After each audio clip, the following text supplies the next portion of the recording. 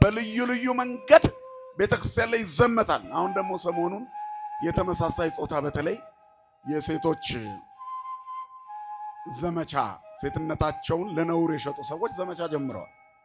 ፌሚኒዝም አንድ የተሰጠን አጀንዳ ነው። የሆነ ጊዜ ሃይማኖት ጉዳይ አጀንዳ ይሆናል አይደል? ግብረ ሰዶም አጀንዳ ሆኖ መጥቷል። የቅዱሳን ስዕላትን እየቀደዱ አጀንዳ አድርገው ሰጥተውናል። ዘረኝነት አጀንዳ ነበረ። ብዙ ነገር አጀንዳ ነው። አልቆ መሰላችሁ የሚቆመው እየለኮሱን ተመልሶ ሊያስለምዱን ነው።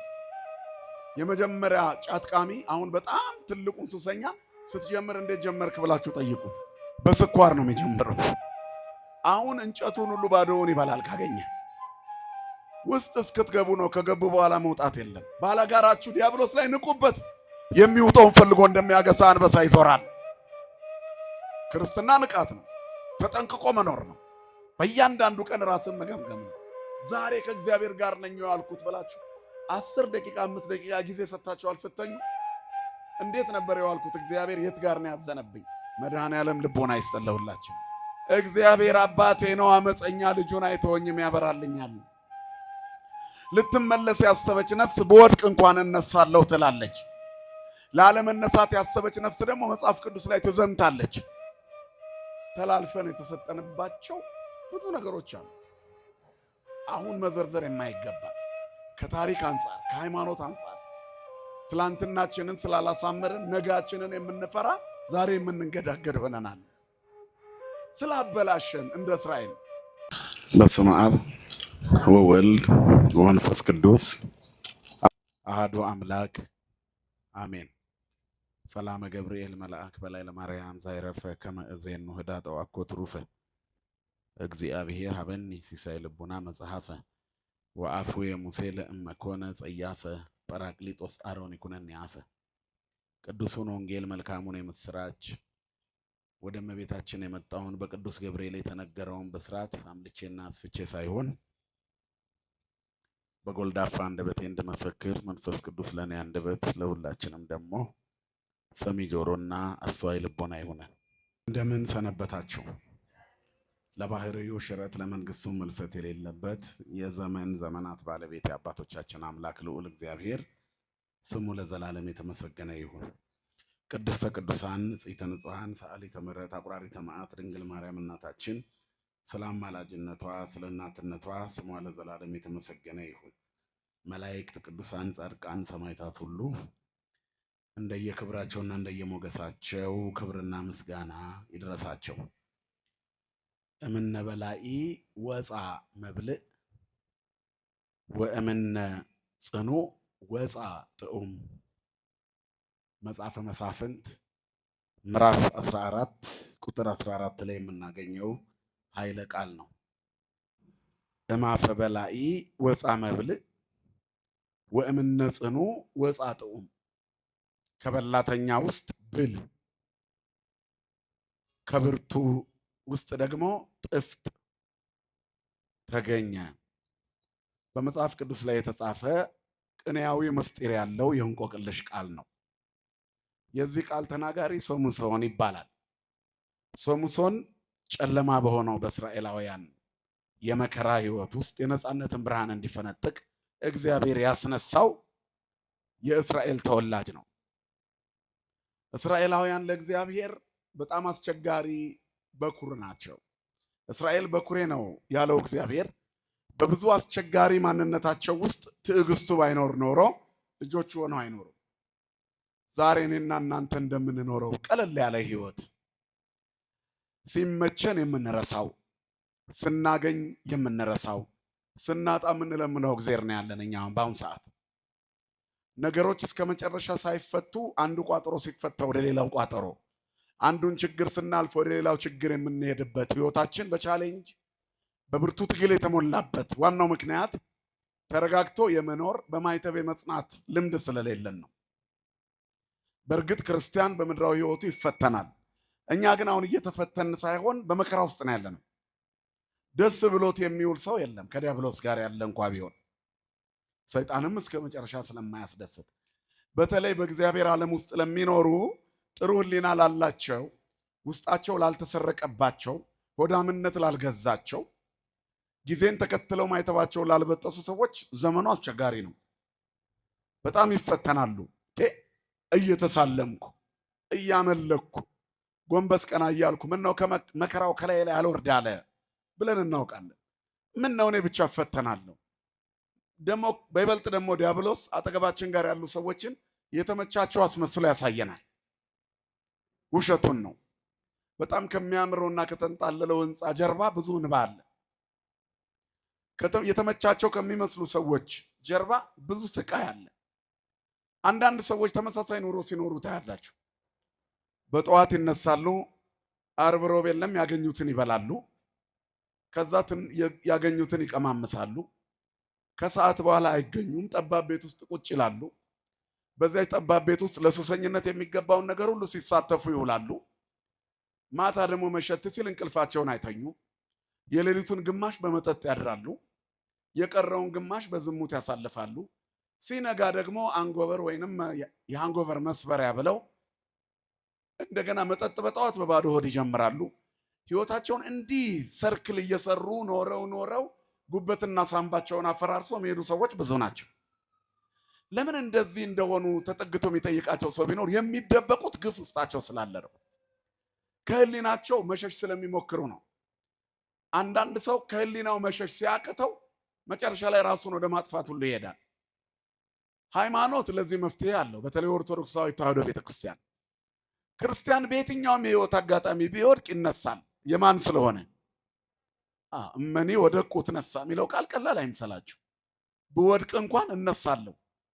ወእመኒ ሆርኩ ውስተ ጽልመት እግዚአብሔር ያበርህ ሊተ በጨለማ በመላለስ የሚለው ቃል ጨለማ የሚለው ቃል ኃጢአት ነው፣ ርኩሰት፣ ዝሙት፣ ክፋት፣ ተንኮል፣ ነውር፣ እግዚአብሔርን አለማወቅ ወይንም በእግዚአብሔር ላይ መነሳሳት። እነዚህ ሁሉ ነገሮች ቢኖርብኝ እንኳን እግዚአብሔር አባቴ ነው፣ አመፀኛ ልጁን አይተወኝም ያበራልኛል። ልትመለስ ያሰበች ነፍስ በወድቅ እንኳን እነሳለሁ ትላለች። ላለመነሳት ያሰበች ነፍስ ደግሞ መጽሐፍ ቅዱስ ላይ ትዘምታለች። በልዩ ልዩ መንገድ ቤተክርስቲያን ላይ ይዘመታል። አሁን ደግሞ ሰሞኑን የተመሳሳይ ጾታ በተለይ የሴቶች ዘመቻ፣ ሴትነታቸውን ለነውር የሸጡ ሰዎች ዘመቻ ጀምረዋል። ፌሚኒዝም አንድ የተሰጠን አጀንዳ ነው። የሆነ ጊዜ ሃይማኖት ጉዳይ አጀንዳ ይሆናል አይደል? ግብረ ሰዶም አጀንዳ ሆኖ መጥቷል። የቅዱሳን ስዕላትን እየቀደዱ አጀንዳ አድርገው ሰጥተውናል። ዘረኝነት አጀንዳ ነበረ። ብዙ ነገር አጀንዳ ነው። አልቆ መሰላችሁ የሚቆመው እየለኮሱን ተመልሶ ሊያስለምዱን ነው። የመጀመሪያ ጫት ቃሚ አሁን በጣም ትልቁን ሱሰኛ ስትጀምር እንዴት ጀመርክ ብላችሁ ጠይቁት። በስኳር ነው የሚጀምረው። አሁን እንጨቱን ሁሉ ባዶውን ይበላል ካገኘ። ውስጥ እስክትገቡ ነው። ከገቡ በኋላ መውጣት የለም። መድኃኔዓለም ከኃጢአት ይጠብቀን። እነዚህ ሁሉ ነገሮች እንዳንነሳ ሰብረው የሚያስቀሩን ናቸው። ክርስቲያን ግን የማይወድቅ አይደለም የማይጠፋ ነው። ሁለተኛ ቆሮንቶስ ምዕራፍ 6 እንወድቃለን እንጂ አንጠፋም ይላል። እውነት ነው፣ እንወድቃለን፣ ሰው ነን፣ እንበድላለን፣ ግን እንነሳለን። እመኒ ወደቁ ትነሳይ። በኃጢአት በጨለማ እንመላለሳለን፣ ግን እግዚአብሔር በብርሃኑ ይመልሰናል። ማን ንጹሕ አለ? እመሳ አንተ ኃጢአተኑ ትተአቀብ እግዚኦ እግዚኦ መኑ ይቀውም። አቤቱ አንተ ኃጢአትን ብትጠባበቅ ማን በፊት ይቆም ነበር ጌታ ሆይ ይላል ዳዊት። እስመ ማቤከ ውእቱ ሳይል ምሕረት ካንተ ዘንድ ነውና የወደቀውን ታነሳዋለህ፣ የጎበጠውን ታቀናዋለህ፣ ሰባራውን ትጠግነዋለህ፣ መንገዱን ታቀናለታለህ፣ የተበተነውን ትሰበስባለህ። እረኛችን አንተ ነህ። ክብርና ምስጋና ለስሙ ይሁን። እግዚአብሔር እረኛችን ነው፣ ጠባቂያችን፣ ሕይወታችን፣ ቤዛችን፣ ከኛ በላይ ለኛ የሚያስብ እሱ የሚያስብልንን ሩብ ቅንጣት ታክል ተራምደን ቢሆን ኖሮ የት በደረስን። ሃይማኖታቸው የሰናፍጭ ቅንጣት ብትሆን ተራራ ታነቃንቃላችሁ እንባላል ተብለናል። አያችሁ፣ የአንዲት የሰናፍጭ ፍሬ አያክልም እምነታችን፣ የኔና እናንተ የሁላችንም። አንድ ነገር እዚህ ጋር ቢከሰት እኔ ሰባኪ ሁሉ ሳይቀር ማይክ አስቀምጬ ነው ምሮጠው። የሰናፍጭ ቅንጣት ታክል እምነት የለንም። ስለዚህ ሃይማኖታችን ደካማ ነው፣ ብርቱ አይደለንም። ለእግዚአብሔር በተመቻቸ ስፍራ ላይ አልቆምንም። ስለዚህ ከሰናፍጭ ቅንጣት ያንሳል። መድኃኔዓለም የሰናፍጭ ቅንጣት ያሳክልልን እምነታችንን። እምነት ሁሉን ማድረግ የምንችልበት ነው። ታላላቅ ተአምር የሚደረግላቸው እስራኤል እንደነና እንደናንተ ናቸው። እግዚአብሔር ጥሩ ነገር ሲያደርግላቸው ይረሱታል። በዝናብ አብቅሎ በፀሐይ አብስሎ ሲመግብ ይረሱታል። ሲደላቸው ሲመቻቸው ይረሱታል። ቤታቸው ሲሞላ ይረሱታል። ሁሉ ነገር ሲሳካላቸው ይረሱታል እግዚአብሔርን። ድንገት ደግሞ መከራ ሲደርስባቸው ያለቅሳሉ። መጽሐፈ መሳፍንት ምዕራፍ 13 የእስራኤል ልጆች እንደገና በእግዚአብሔር ዘንድ ክፉ ነገር ሰሩ ይላል። ከዛ ለፍልስጤማውያን አሳልፈው ሰጣቸው። ተላልፈን የተሰጠንባቸው ብዙ ነገሮች አሉ። አሁን መዘርዘር የማይገባል ከታሪክ አንጻር ከሃይማኖት አንጻር ትላንትናችንን ስላላሳመርን ነጋችንን የምንፈራ ዛሬ የምንንገዳገድ ሆነናል። ስላበላሸን እንደ እስራኤል አሳልፎ ሰጣቸው። አልተሰጠንም ተላልፈን። የምናያቸው ነገሮች የሚያስደስቱ ናቸው። የምንሰማቸው ዜናዎች በውስጥም በውጭም ቅዱስ ጳውሎስ እንዳለው በውጭ ፍርሃት አለ፣ በውስጥ ፍርሃት፣ በወገኖቼ ዘንድ ፍርሃት፣ በአይሁድ ዘንድ ፍርሃት፣ በአሕዛብ ዘንድ ፍርሃት ሆነብኝ። እነዚህን ሁሉ መከራዎች ተቀብዬ ዕለት ዕለት የሚያስጨንቀኝ ግን የአንዲቷ ቤተ ክርስቲያን ጉዳይ ነው አለ። ቤተ ክርስቲያን እንዴት ትቀጥል ይሆን? በሶስት እግዚኦታ ዝናብ የምታመጣው ቤተ ክርስቲያን ምድሪቷ የደም ዝናብ ሲዘንብባት ማቆም ያቃታት የጥንቷ ቤተ ክርስቲያን ልጅ የአሁኗ ቤተ ክርስቲያን እናትነቷ ምን ነው ተገፈፈ? እስራኤል በእግዚአብሔር ፊት ክፉ ነገር አደረጉ። እናም ለጠላቶቻቸው አሳልፎ ሰጣቸው። እኔ ራሴን ጠብቃለሁ ስትል እግዚአብሔር ጥበቃውን ካንተ ላይ ያነሳል። እኔ እችላለሁ ስትል እግዚአብሔር ድጋፉን ካንተ ላይ ያነሳል። ብቻዬን ቆንጆ ነኝ ስትይ እግዚአብሔር ወዝ የሆነሽ አምላክ ካንቺ ላይ ይነሳል። ያኔ ግርጥትት ያለሽ ውበት ሐሰት ደምግባት ከንቱ ነው ይልና መጽሐፍ ምን ይላል? እግዚአብሔርን የምትፈራ ሴት ንገሩኝ እንጂ እንደምን አመሻችሁ። ውበት ሐሰት ነው ይላል መጽሐፍ ቅዱስ ነው የሚለው፣ እኔ አይደለም። ደምግባትም ከንቱ ነው። እግዚአብሔርን የምትፈራ ሴት ግን ትከብራለች፣ ትመሰገናለች ይላል። ማንን የምትፈራ ንገሩኝ እስቲ። ውበታቸውን እያስመለኩ የሚኖሩ ቆንጆ የሆኑ የመሰላቸው ለኃጢአት ተላልፈው የተሰጡ በየራሳቸውን ገላቸውን አደባባይ ላይ ለዓለም ሕዝብ ያሰጡ ማህተባቸውን ግን ያልፈቱ ከላይ ምልክት ብቻ ሆኖ የተቀመጠባቸው እህቶች የሉንም? በየቀኑ ስናያቸው የምንውላቸው። እግዚአብሔር ልቦና ይስጠለውላችን። ክብሩን የጣለ ነውርን ጌጡ ያደረገ ባለማይተብ የለንም። ሞልቷል። ሜዳውን የሞላው እሱ ነው። ነፍሰ ገዳዩ እሱ፣ አራጁም ታራጁም እኛ ሆነናል እኮ። ካራ ምን ስለው እኛ፣ የምንታረደው እኛ፣ እሳት ምን ለኩሰው እኛ፣ የምንቃጠለው እኛ፣ ቀኝ እጅ ግራ እጅን እየበላው ነው ያለንበት ዘመን። ይሄ ለምንድን ነው? እግዚአብሔር ስለተወን። መድኃኔ ዓለም ወደኛ ይመለስልን። የሟችን ሞት አልፈቅድም ተመለሱና በሕይወት ኑሩ ይላል። እግዚአብሔር እየጠበቀን ነው። እንደውም ትዕግስተኛ አምላክ ስላለን ነው እንጂ እንደኔና እንደናንተ ድካም ቢሆን ሙሉ ለሙሉ በጠፋን ነበር። ግን መሐሪ ነው። ያልጠፋ ነው ይላል መጽሐፍ። ከእግዚአብሔር ምሕረት የተነሳ ነው። ምሕረቱ እጅግ ብዙ ስለሆነ እግዚአብሔር ጠበቀን። ክብርና ምስጋና ለስሙ ይሁን። እስራኤል ክፉ ነገር ሲያደርጉ አሳልፎ ሰጣቸው። በጣም አለቀሱ። ሩሩህ አምላክ ነውና ሲያለቅሱ ደግሞ እንደገና ሊጎበኛቸው ፈለገ። ከዳን ወገን የሆነ ማኑሄ የሚባል አንድ ሰው ነበረ ይላል መጽሐፉ። ሚስቱ እንትኩ ትባላለች። በመጽሐፍ ቅዱስ ውስጥ አልተጠቀሰችም። በተለያዩ መጻሕፍት በአንዳንድ የነገረ መለኮት ምሁራን ዘንድ ልዩ ልዩ ስሞች ይሰጧታል። የቤተክርስቲያናችን ስሟ ግን ይሄ ነው፣ ማኑሄና ሚስቱ ይላል። በእግዚአብሔር ፊት ግን በተቻላቸው አቅም በጸሎት የሚኖሩ ነበሩ። ሚስቱ መካን ነበረች፣ ልጅ አልነበራትም። በዛ ዘመን አለመውለድ እንደ መረገም ይቆጠር ነበር። ፍሬ ለሌላቸው መድኃኔዓለም ፍሬ ይስጥልን። መልአክ ወደ እርሷ መጥቶ የእግዚአብሔር መልአክ አንቺ መካን ነሽ አላት። ልጅም አልወለድሽም፣ አሁን ግን እግዚአብሔር ይጎበኝሻል፣ ልጅም ትወልጃለሽ። ናዝራዊ ይባላል፣ ለእግዚአብሔር የተለየ ጸጉሩን የማይላጭ የወይን ጠጅ የማይጠጣ የረከሰ የማይነካ ይሆናል። ሶስቱን ነጥቦች ሰጣት። ደነገጠችና ለባሏ ነገረችው። የእግዚአብሔር መልአክ ከእግዚአብሔር የመጣ ይመስላል። ተገለጠልኝ። ይሄን አለኝ አለች። ጸሎት አደረጉ። ወደ ባለቤቴ የመጣኸው የእግዚአብሔር መልእክተኛ ሆይ እኔም ልስማ መልእክቱን። ሩሩሁ አምላክ እንደገና መልአኩን ላከው። ከዚያ በኋላ አሁን ማኑሄና ሚስቱ ባሉበት መልአኩ እንደገና ለሚስቲቱ ተገለጠ። ሮጣ ለባሏ ነገረች። መልአኩ ቆሞ ይጠብቃቸው ነበር። በማሳቸው መካከል ቆሞ የሚጠብቃቸውን እግዚአብሔር መልአክ አገኙት፣ ሰገዱለት። የሆነውን ደግሞ ነገራቸው። እባክህን ሳትበላ አትሂድ አሉት። አይ ግድ እንኳን ብትሉኝ አልበላም አለ። መልአክ ምን ሊበላ?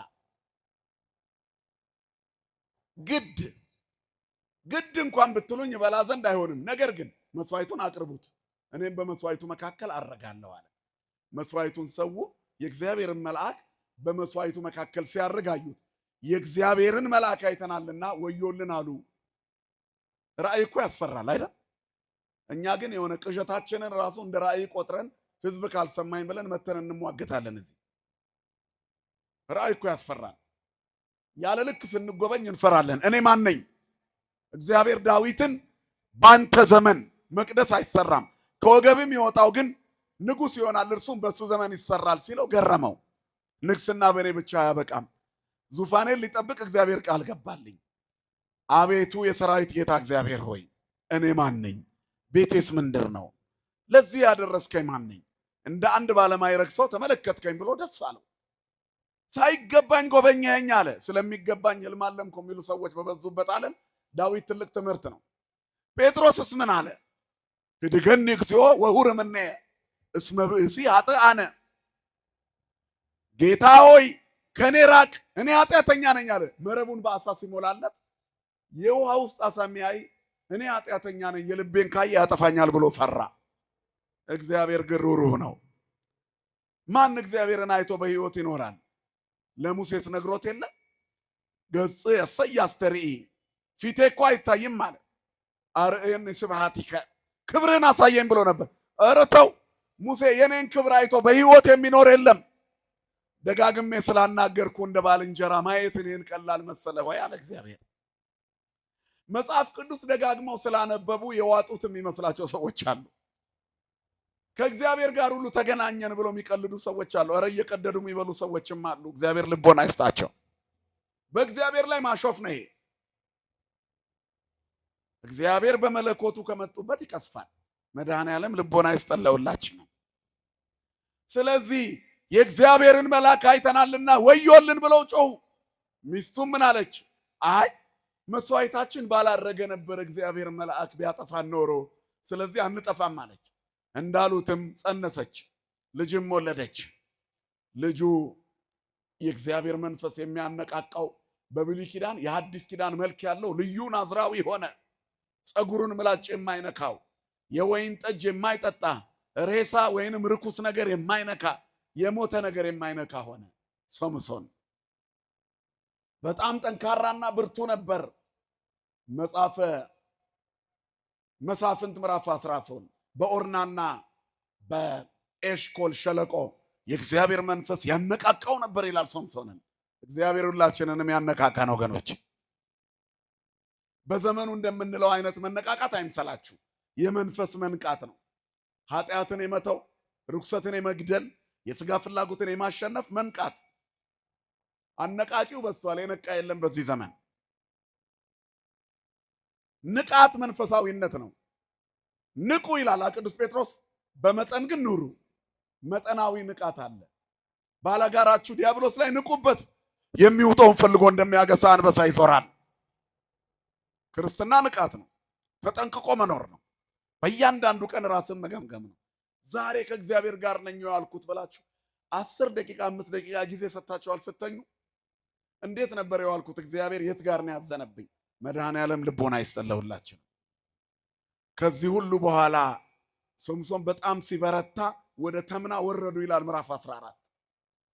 በዚያ መንገድ ሲሄዱ ሶምሶን ጉልበቱ የተፈተነበት እግዚአብሔርም ከሱ ጋር መሆኑ የታወቀበት አንድ ነገር ተገለጠ። የአንበሳ ደቦል ይላል።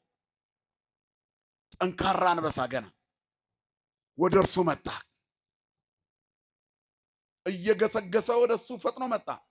የእግዚአብሔር ኃይል በሶምሶን ላይ ሲቀጣጠል ይታይ ነበር ይላል መጽሐፉ። ከዚያም በኋላ የሆነ ነገር በእጁ እንደሚቀነጣጥስ አንበሳውን ቀነጣጥሶ ጣለው ይላል በእግዚአብሔር ኃይል። ክብርና ምስጋና ለአምላካችን ይሁን። ይሄ ልዩ ምስጢር አለው። እዚያ ከተማ ደርሶ ሶምሶን የሚሄድበት ዋናው ምክንያት ከፍልስጤማውያን ወገን ሚስት ለመለመን ነበር። ወላጆቹን ይዞ ወላጆቹ ለምንድን ነው ከኛ ወገን ያላገባኸው? ካልተገዘሩ ቆላፍ ሕዝቦች መሃል ስመ እግዚአብሔር ከማይጠሩ መሃል ምን ያደርግልሃል ብለውት ነበር። ጥሩ ቤተሰቦች ነበሩት። እሱ ግን መንገዱን ስቷል። እግዚአብሔር ግን በሶምሶን መሳት ውስጥ ኃይሉን ይገልጥ ነበር። ዓላማ ነበረው። እዚያ ደርሶ ተመልሶ ይመጣል። ሲመጣ የአንበሳ የገደለውን አንበሳ ያይ ዘንድ መንገዱን ትቶ ነበር የሚመጣው። ወደ ጫካ ፈቀቅ አለ። ተመልሶ ሲገባ የአንበሳ ሞቶ በአፉ ላይ ንቦች እንደ ቀፎ ሰርተው አፉን ማር አዘጋጅተው ተመለከተ። ከማራ ላይ ብድግ አደረገና እየበላ ሄደ ይላል። ሲመለስ ወደ ተምና እንደገና ሲወርድ የሚስቱ ቤተሰቦች በሚስቱ ጉዳይ ላይ 30 ሰዎች ሰደዱለት ይላል። ከዚያ በኋላ የተላኩለት ሰዎች ለእያንዳንዳቸው ሙሉ ሸማ እንዲያለብሳቸው ነው። ይህንን የማደርግላችሁ እንቆቅልሽን ስትፈቱ ነው አላቸው። እንቆቅልሹም እምነ በላኢ ወፃ መብልዕ ወእምነ ጽኑ ወፃ ጥዑም የሚል ነው። ከበላተኛ ውስጥ ብል ወጣ፣ መብል የሚበላ ከብርቱና ጠንካራ ከሆነው ውስጥ ደግሞ ጣፋጭ ነገር ተገኘ። ይህን ፍቱልኝ አለ። ዘመዶቿ የሶምሶንን አዲሱን ሚስቱን አስጨነቋት። እሷም ተንበርክካ ለመነችው። የጠየካቸውን እንቆቅልሽ ለእኔ ምስጢሩን ንገረኝ አለችው። ከማር የሚጣፍጥ ምን አለ? ከአንበሳስ የሚበረታ ምን አለ? ይሄ እነሱ የነገሩት ነው። እሱ የደረሰበትን ነገር የአንበሳ ደቦል ጠንካራ ወደ እርሱ እንደመጣ ሰባብሮ እንደጣለ፣ ከዚያ ቀጥሎ ደግሞ ሲመለስ ማር እንዳገኘበት ነግሯታል። እንቆቅልሹ ይሄ ነው አላት። የእንቆቅልሹን ፍቺ ንገሩኝ አላቸው። ከሚስቱ ሰምተዋልና ነገሩት። በጥጃዬ ባላረሳችሁ እንቆቅልሼን ባልፈታችሁ ብሎ ሄዶ ፍልስጤማውያንን መጥቶ አጥቅቶ የሚገባቸውን 30 ሙሉ ልብስ ሰጥቷቸው ተመለሰ። ይቺ መጀመሪያ የሞተችው ሚስቱ ናት። ወደ ታሪኩ እንመለስ። ከዚህ ቀጥሎ ባለው ውስጥ ሶምሶን በአህያ መንጋጋ ሺውን ጥሏል። በፍልስጤም እጅ ወድቆ ዓይኑ ታውሮ እንደገና ፀጉሩ በቅሎለት በሕይወት ከገደላቸው በሞት የፈጃቸው በዝቶ 20 ዓመት ሙሉ እስራኤላውያንን ነፃ አውጥቷል። ብቻውን ጀግና ሆኗል። አሁን የሶምሶንን ታሪክ ወደኋላ ትንሽ እንተርከውና ከበላተኛ ውስጥ ብል ከብርቱ ውስጥ ጥፍጥ የምትለዋን ብቻ ተርጉመን እንጨርሳለን። እግዚአብሔር ከሁላችን ጋር ይሁን። ሶምሶን በመልአክ ብስራት የተወለደ ነው። ምሳሌነቱ የክርስቶስ ነው። ጌታም በመልአክ ብስራት ወደዚህ ዓለም የመጣ መድኃኒት ነው። ይህንን ድምፅ የሰማችው ድንግል ማርያም ናት። ስሟ የተመሰገነ ይሁን።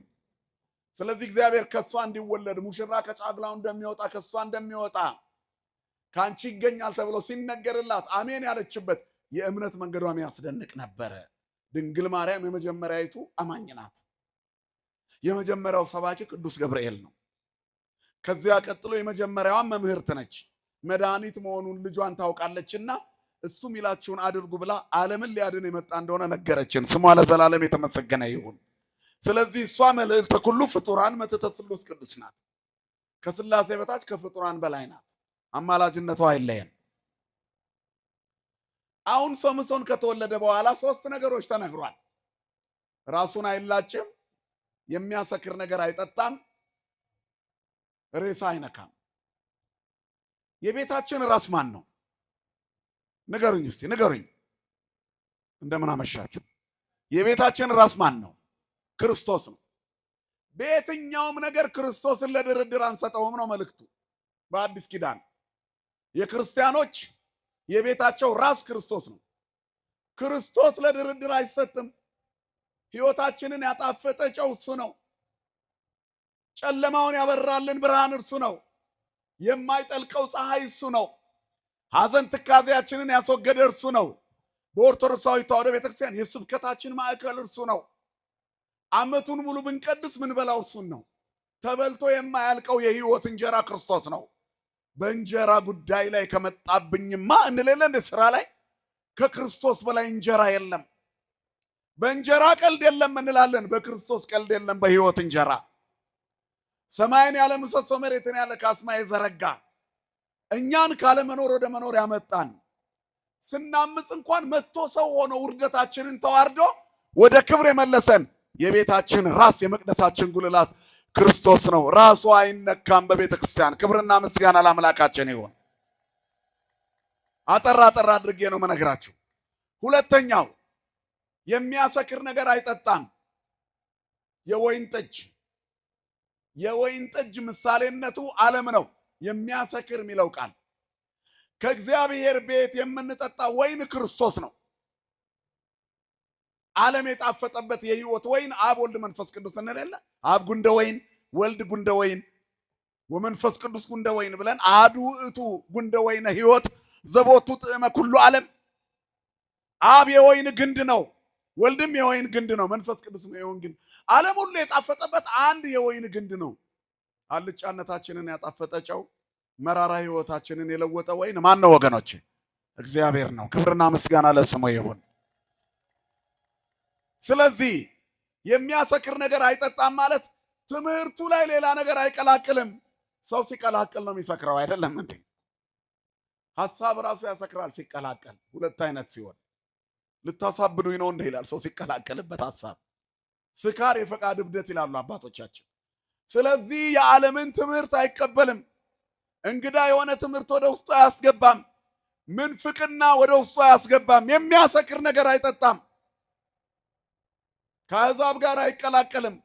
ከማያምኑት ጋር በማይመች አካሄድ አይጠመድም። ማህበራዊ ኑሮ ሌላ፣ ሃይማኖታዊ ግንኙነት ሌላ። አምላኩን ለምንም ነገር አሳልፎ አይሰጥም። ሃይማኖቱን ለድርድር አያቀርብም። ሃይማኖት ጥይቅቲት ለዘይሴፈዋል። ሃይማኖት ለባለ ተስፋኛይቱ የተረዳች ናት። ክርስቶስ የሌላት ቤተ ክርስቲያን የለችም። ተዋህዶን የምትሰብክ ኦርቶዶክሳዊ ተዋህዶ ቤተ ክርስቲያን ክርስቶስን ነው ማዕከል አድርጋ የምትሰብከው። በቤተ ክርስቲያናችን እርሱ ነው። አማናዊው መድኃኒት ክርስቶስ ነው። ሕይወታችን ክርስቶስ ነው። መሰረታችን ክርስቶስ ነው። መዳን ያገኘነው በእርሱ ነው። ከሰማይ በታች እንድንድንበት የተሰጠን ስም እርሱ ነው። ስሙ ከስም ሁሉ በላይ የከበረ ስም ነው። ይሄ ስም ከስም ሁሉ በላይ የከበረ ነው ይላል መጽሐፍ። ስመ መሐላ ዘኢየሱ ዘአንበረ ቅድመ እግዚአብሔር ባትሮኖስ ኢየሱስ ክርስቶስ ለዳዊት ባሕርየ ከርሱ ለዝክር ስም ከብለው ከስም ሁሉ በላይ ለሚሻለው ለከበረው ስም ምስጋና ይገባል። አስቀድሞ በቃል ኪዳን የኖረ ሰው ሊጠፋ ሲል አዳም ከሆነ ከማሃዱ ምኔነ ሲል ይሄ ስም መጣ። በቃ በሥላሴ ልብ የተቀመጠው ከሦስቱ አካል አንዱ አካል የሚጠራበት ስም በመልአክ ተልእኮ ወደ እመቤታችን መጥቶ ወትሰምይዮ ስሙ ኢየሱስ ወትሰምይዮ ስሞ ኢየሱስ አላት። ስሙንም ማን ትይዋለሽ? ኢየሱስ ትይዋለሽ። ምን ማለት ነው? ኢየሱስ ማለት መድኃኒት እንድንድንበት ከሰማይ በታች የተሰጠን ስም። ስሙ ከስም ሁሉ በላይ ስመ እግዚእነ ኢየሱስ ክርስቶስ የአቢም ኩሉ ስም አደመነለው። የኢየሱስ ክርስቶስ ስም ከስም ሁሉ በላይ የከበረ ነው። ሰማይ ወምድር ይጸና ዘእንበለ ስመ እግዚእነ ኢየሱስ ክርስቶስ። ያለዚህ ስም ሰማይና ምድር አልጸናም። ዳዊት ይሄንን ስም ደጋግሞ ሰብኮታል። ለዳዊት ባሕርየ ከርሱ ይለዋል። ይህ እግዚአብሔር አስቀድሞ ያስቀመጠው ስም በቃል ኪዳን ያኖረው እኛ እንድንድንበት ያዘጋጀውን ስም በአካል ከመገለጡ በፊት ዳዊት ለብሶት ኖሯል። ለዳዊት ባሕርየ ከርሱ የንጽህና ገንዘቡ ነው። የባህሪው ንጽህና ክብሩ ነው። ስለ ልደቱ ተናግሯል። ነገሥተ ሰርሴት ወደ ሰያተ አምሃ ያበውኡ ብሎ እጅ መንሻ ስለሚያመጡለት ስለ ጥምቀቱ ባህርኒ ርእየት ወጎየት ብሏል። ስለ ስቅለቱ ስለ መከራው ወወደ ዮሐሞተ ውስተ መብልእየ ቀነውኒ እደወየ ወእገረየ ብሏል። ወለቁ ኩሉ አጽንቴየ አጥንቶቼ ተቆጠሩ ብሏል። እጆቼንና እግሮቼን ቸነከሩኝ ብሏል። ስለ ትንሣኤው ወተንሥአ እግዚአብሔር ከመዘንቃ አምነዋን ብሏል። ስለ እርገቱ አርገ እግዚአብሔር በይባቤ ብሏል። ዳግመኛ እንደሚመጣ እግዚአብሔርሰ ገሃደ ይመጽእ ወአምላክነ ኢያረምም ብሏል። ስለዚህ ለዳዊት የባህሪ ገንዘቡ ነህ አለው። ስለዚህ መዝሙረ ዳዊት ሌላኛው አዲስ ኪዳን ነው ከትንቢተ ኢሳይያስ ቀጥሎ። ነቢያት ሲናገር ሲናፍቁት የኖሩት ስም ነው። ይህንን ስም ለድርድር አይሰጥም ክርስቲያን። የወይን ጠጅ አይጠጣም፣ ሃይማኖት አይቀላቅልም፣ ልዩ በሆነ እንግዳ ትምህርት አይወሰድም፣ በማይረቡ ትርክቶች ማህተቡን አያላላም።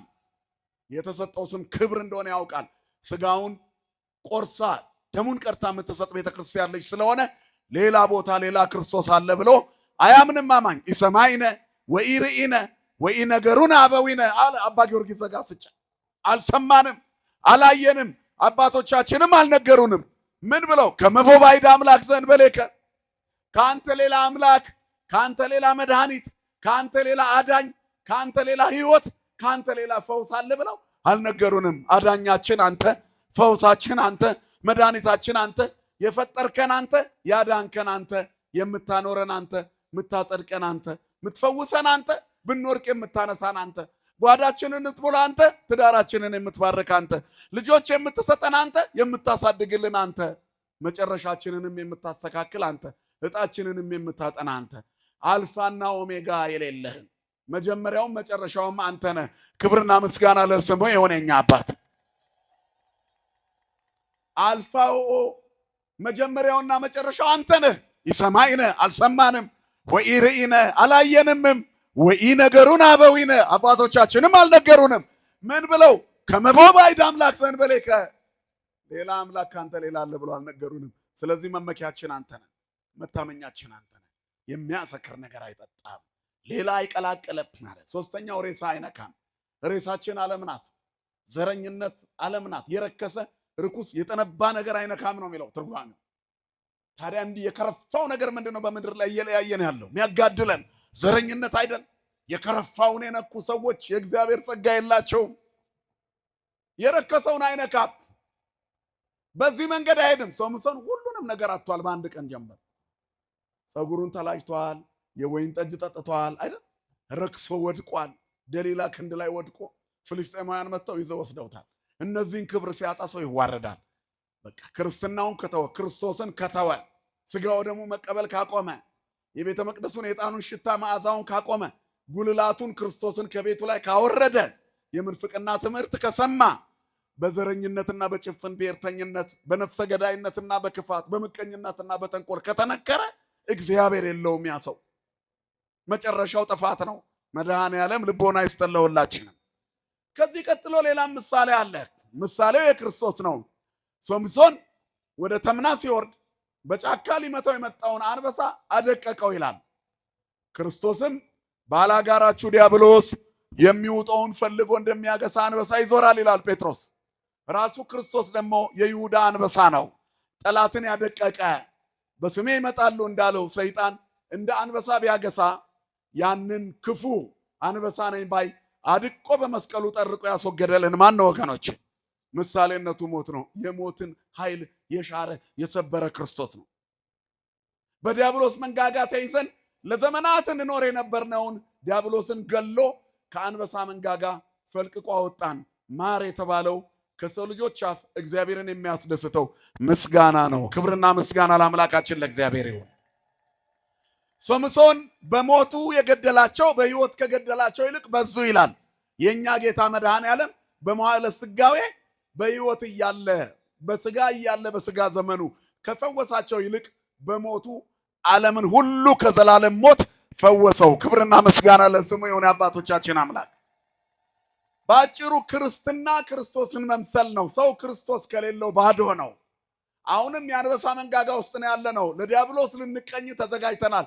እግዚአብሔር ግን ከውስጣችን መዓር የሆነውን የራሱን ቃል መልሶ በመውሰድ በእኛ ደስ ይለዋል። ልጆቼ በእውነት እንዲሄዱ ከመስማት የሚበልጥ ደስታ የለኝም ይላል። ስለዚህ ተመልሶ በሕይወት እንደመኖር ያለ ቅድስና የለም። ወደ ቃሉ እንምጣ። ከበላተኛ ውስጥ ብል ወጣ፣ ከብርቱ ውስጥ ጥፍጥ ይላል። በላተኛ የተባለው አንበሳ ነው። ብርቱም የተባለው ሶምሶን ነው። እየሰማችሁ ነው አይደል? ጠንካራው ሶምሶን ነው። ነገር ግን አንበሳውም ጽኑዕና ብርቱ ነበር። ስለዚህ በላተኛውና ብርቱ አንበሳው ነበረ። አንበሳ ስራው መብላት ነው። ከአንበሳ የሚበላ ነገር ከመንጋጋው ማን ያገኛል? ከዲያብሎስስ ምን ይገኛል? ከሞተ በኋላ ግን ከሲኦል ነፍሳት በሙሉ ወጥተዋል። ከሲኦል ሕይወት ይገኛል። አዎ ክርስቶስ ሲገባ የሞቱ ሁሉ ሕይወት አግኝተዋል። በወህኒ ለነበሩ ነፍሳት ሰብኮላቸዋል። ክብርና ምስጋና ለስሙ ይሁን። እግዚአብሔር በማይታዘዙ ሰዎች ላይ የሚደንቅ መታዘዝን ያሳያል ነው መልእክቱ። አንበሳውን ከገደለው በኋላ ከአፉ ማር ይገኛል ብሎ ማን ያስባል? በዚህ ሕይወት ውስጥ የሚገኙ በርካታ ሰዎች አሉ። መብሉና ጣፋጩ ነገር ደግሞ የተገኘው ማዕሩ ነው። ይህንን ሁሉ አድቅቆ ድል ያደረገው ሶምሶን ነው። ክርስቲያኖችም እግዚአብሔርን ሲይዙ የማይቻለውን ይችላሉ፣ የማይሸነፈውን ያሸንፋሉ፣ ከማይገኘው ነገር ውስጥ የሚደንቅ ነገር ያወጣሉ። በመጽሐፍ ቅዱስ ውስጥ ከበላተኛ መብልዕ ተገኝቷል፣ ከብርቱም ጥፍጥ ተገኝቷል። ሐዋርያው ቅዱስ ጳውሎስ እናስቡት። አሳዳጅ የነበረው ቅዱስ ጳውሎስ፣ ተራጋሚ የነበረው ቅዱስ ጳውሎስ፣ ገዳይ የነበረው ቅዱስ ጳውሎስ በላተኛ ነበር። እርሱ ክርስቲያን የተባሉትን ይበላ ነበር። ከቤተ መንግስቱም ከቤተ ክህነቱም ደብዳቤ ይዞ የክርስቶስ የሆኑትን ያሳድር ነበር። በላተኛው እርሱ ነው። ከሱ ውስጥ ግን የሚበላ የሕይወት ቃል ተገኘ። ምክንያቱም ሳውልነቱን ገሎ እግዚአብሔር ጳውሎስነቱን ገለጠና 14 መልእክታት የሚጽፍ የትንሣኤውን ክብር ቢረፍድም እንደ አዲስ የሚያይ ሆነ። ክብርና ምስጋና ለአምላካችን ለእግዚአብሔር ይሁን። ራሱ በመልእክቱ ከትንሣኤ በኋላ ለመግደላዊት ማርያም ታየ፣ ከዚያ ለኬፋም ታየ፣ ለወንድሞችም ታየ ይልና በጣም ጭንጋፍ ለመሆን ለእኔ ደግሞ እንደገና ታየኝ። እኔ ከሐዋርያት ሁሉ ማንስ ነኝ፣ ግን ትንሣኤውን አየሁኝ ይላል። የገዳዮች አጋዥ እስጢፋኖስ ሲገደል የገዳዮችን ሀብት ይዞ ይጠብቅ የነበረ አጥብቆ መዶሻ ይዞ ችንካር ላይ ይመታ የነበረ ሰው ከውስጡ ሕይወት የሚገኝ ሆነ። የሞት ዘማች ሕይወት አስገኘ። ከበላተኛ ውስጥ ብል ወጣ። የዛሬው ሳውል አንተ ነህ። ወንበዴው እኔ ነኝ። ዛሬ ነፍሰ ገዳዩ እኔ ነኝ። ከኔ ውስጥ እግዚአብሔር ማዕር ይፈልጋል። ገዳይነቴን ይገልና አዳኝነቴን ከውስጥ ያወጣል። ለዚህ ነው ምን በላይ ወፃ መብልዕ ታሪክ ይቀይራል እግዚአብሔር። በመመላለስ ግን አይደለም። በመመለስ ታሪክ ይቀይራል። ከበላተኛ ውስጥ ብል ያወጣል፣ ከብርቱም ውስጥ ጥፍጥ። በቅዱስ ጳውሎስ አለመታዘዝና እምቢተኝነት ውስጥ እግዚአብሔር የዋህነትን ፈልጎ አወጣ። በአሳዳጅነት ውስጥ ተሳዳጅነትን አወጣ። ስለ ቤተ ክርስቲያን የሚሳደድ ሆነ። ቤተ ክርስቲያንን የሚያሳድደው ቅዱስ ጳውሎስ። ዮናስን አስቡት። ነነዌ በ3 ቀን ትገለባበጣለች፣ ሂድና ተናገር አሉት። እግዚአብሔር ነው ይሄን ያለው። አንተ ቸር ነህ ካልኩ በኋላ ብትምረው እኔ ውሸታም እባላለሁ ብሎ ተደበቀ። የአሳ አንበሪ ሆድ ውስጥ እስከሚወድቅ ድረስ ዮናስ ያደረገውን ታውቃላችሁ። ገብቶ ግን መናገሩ አይቀርም፣ ተናገረ። ይሄ አይደለም። በዮናስ አለመታዘዝ ውስጥ እምቢተኝነት ውስጥ መርከበኞቹ በእግዚአብሔር አመኑ ይላል አይደል? ዮናስን ከመጣላቸው በፊት አሕዛብ ነበሩ፣ ጣዖት አምላኪዎች ነበሩ። እሱን ሲወረውሩት ማዕበሉ ጸጥ ሲል ሰዎቹ በእግዚአብሔር አመኑ ይላል። ከበላተኛ ውስጥ ብል ወጣ። የአሕዛብ መርከብ ነበረች፣ የሕዝብ መርከብ ሆነች። የጣዖት አምላኪዎች መርከብ ነበረች፣ የእግዚአብሔር ሰዎች መርከብ ሆነች። ዮናስ ስለተሳፈረባት። ዮናስ ግን በዚያች መርከብ አልቆየም። ወደ ባህር ገብቶ አሳ ሆድ ውስጥ ገብቷል። ከበላተኛ ውስጥ ግን ብል አውጥቷል። ከብርቱ እና ሞገደኛ ከሆነው ዮናስ ውስጥ ግን ጣፋጩን ቃል ዘርቶ እንደገና እግዚአብሔር አዲስ ነገር አወጣ። ከብርቱ ውስጥ ጥፍጥ እንደገና አወጣ። በዮናስ አለመታዘዝ መርከበኞቹ ዳኑ። በዮናስ እሺ ማለት ደግሞ ነነዌ ዳነች። ክብርና ምስጋና ለአምላካችን ለእግዚአብሔር ይሁን።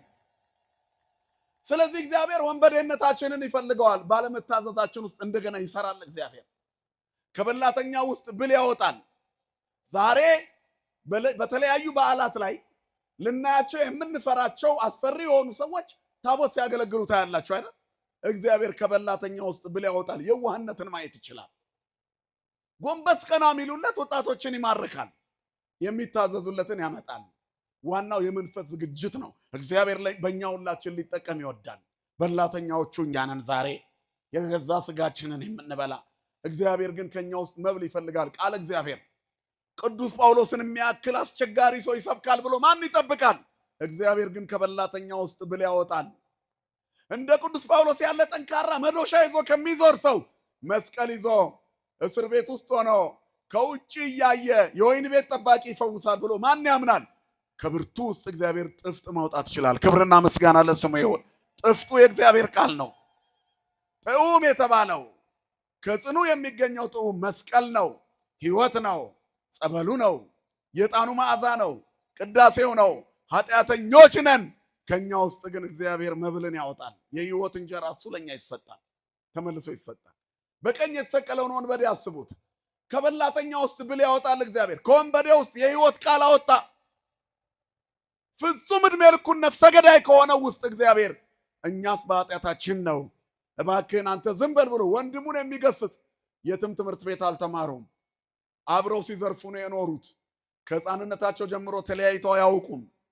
በታምረ ማርያም እንደሚነገረው በትውፊታችንም እንደተጻፈው እነዚህ ሁለቱ ወንበዴዎች እኮ ገና ጌታችን ኢየሱስ ክርስቶስ በእናቱ ክንድ ላይ ሆኖ ግብፅ ሲሰደድ መንገድ ላይ አግኝተውታል አይደል?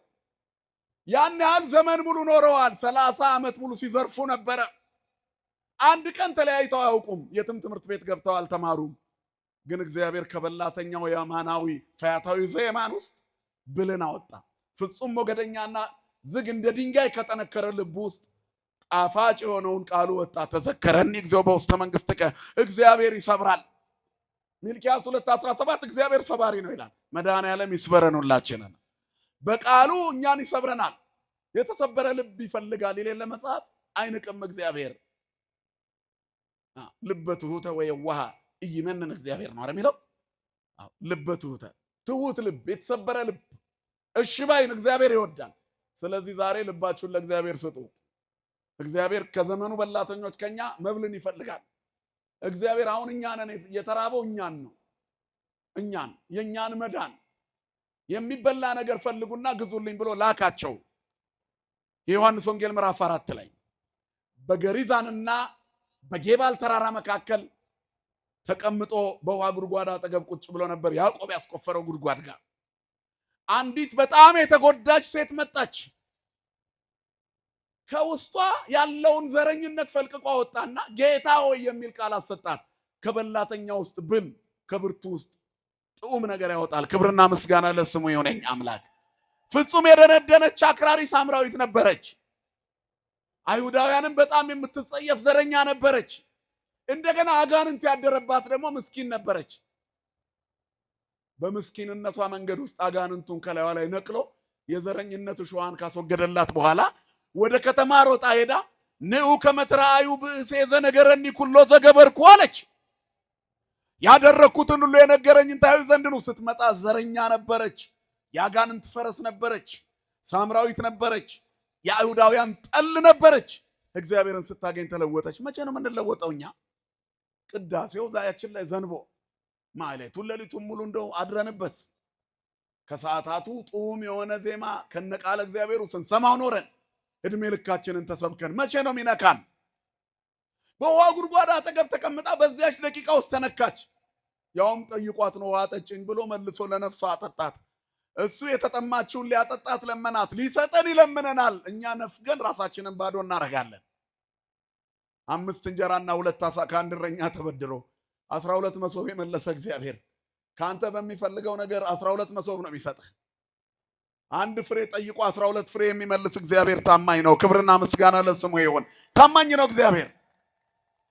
ስለዚህ ያደረኩትን የነገረኝን ታዩ ዘንድ ነው ክርስቶስ ይሆንን አለች ይላል። ከዚያ በኋላ መጡ ገስግሰው። ከዛ በፊት ደቀ መዛሙርቱ እንዴት ከሴት ጋር ይነጋገራል ብለው ነበር። ኋላም ምግብ ሲሰጡት በቃኝ አላቸው። ለምን? ጠገብኩ አለ። ከበላተኛ ውስጥ ብል አገኘ። ከአንዲት ሳምራዊት ሴት፣ ከአንዲት ዘረኛ ከሆነች ሴት፣ ከአንዲት የአጋንንት መናኸሪያ ከሆነች ሴት ክርስቶሳዊነትን አገኘ። የእሱ መሆንን አገኘ። የእርሱ ሆናለችና ስራዋን ጥላ ነው የሮጠችው። ጥላ ነው የሮጠችው። ስለዚህ በዚህ እግዚአብሔር ደስ ብሎታል። ስለዚህ ልቡ ደስ አለው ይላል መጽሐፍ። ስለተደሰተ ጠገብኩ አላቸው ለደቀ መዛሙርቱ። እናንተ የማታውቁት አባቴ ያዘጋጀልኝ ምግብ አለ አለ። የኛ ወደ እውነት መሄድ እግዚአብሔርን ደስ ያሰኘዋል። ልጆቼ በእውነት ሲሄዱ ከመስማት የሚበልጥ ደስታ የለኝም የሚለው የሐዋርያው ቃል የጌታ ቃል ነው። ስለዚህ የኛ ወደ እውነት መምጣት እግዚአብሔርን ደስ ያሰኘዋል። መለወጣችን ደስ ያሰኘዋል። መዶሻ ጥለን መስቀል ስናነሳ እግዚአብሔር ደስ ይለዋል።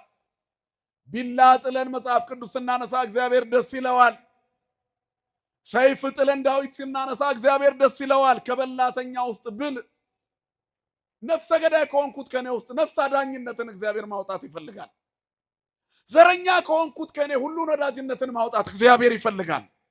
የክርስትናውን ጣዕምና ጥዑም የክርስትና መንፈሳዊ ሕይወት ጋሻና ጦር ይዘው ያድኑ የነበሩት ተክለ ሃይማኖት አጋንንትን በዳዊታቸው ሮጠው የሚይዙ ሆኑ። አያችሁ፣ ሲለወጡ ከብርቱ ውስጥ እግዚአብሔር ጥፍጥን ያወጣል። ጠንካራ ከሆነው ጽኑ ከሆነው እግዚአብሔር ጥዑም የሆነውን ነገር ያወጣል። ልባችን ከደነደነ ከኛ ውስጥ እግዚአብሔር የሕይወት ቃል ያወጣል። ቅዱስ ጳውሎስ ሰብኮ ያውም 14 መልእክት ጽፎ ዓለምን ሁሉ እንዲህ የሚለውጥ ይሆናል ብሎ ማን ያስባል? ዱላ ይዞ ሲዞር የነበረ፣ ችንካር ይዞ ሲዞር የነበረ፣ መዶሻ ይዞ ሲዞር የነበረ ሰው መስቀል ይዞ የሚንከራተት ሆነ። ግን ከብርቱ ውስጥ እግዚአብሔር ጥፍጥ አወጣ። ፈያታዊ ዜማን እድሜ ልኩን ወንበዴ ነበር። ክርስቶስን ሲያገኝ ተለወጠ። ከበላተኛ ውስጥ ብሎ ወጣ። ዛሬ የኛ ቀን ነው ወገኖች። ከበላተኛዎቹ ከኛ እግዚአብሔር መብል ይፈልጋል። ከቀማኞቹ ከኛ መጽዋዕትነትን ይፈልጋል። ከገዳዮቹ ከኛ አዳኝነትን ይፈልጋል። ከከፋፋዮቹ ከኛ አንድነትን ይፈልጋል። ከተንኮለኞቹ ከኛ ቅንነትን ይፈልጋል። ጥላቻ ከበዛብን ከኛ ፍቅርን ይፈልጋል። ፍቅሩን ሰጥቶን ተመለሱና በሕይወት ኑሩ። የተለወጠ ማንነት ይፈልጋል። ስለዚህ ይለውጠን መድኃኔዓለም ሁላችንን በተለወጠ ሕይወት እንድንኖር ይርዳን። ለዚህ ትልቁ ንስሐ መግባት፣ ወንጌል መስማት፣ የሰሙትን መተግበር፣ ንስሐ አባት መያዝ፣ መለወጥ፣ ወደ ሥጋው ደሙ መቅረብ። እኔ በላተኛ ነበርኩ፣ አውሬ ነበርኩ፣ ጌታ ሆይ ከበጎች እንዳንዱ አደረከኝ ለማለት ያብቃን። ሁላችንንም በሰማነው ቃል ይባርከን። የቆየ ነው። ስብሐት ለእግዚአብሔር።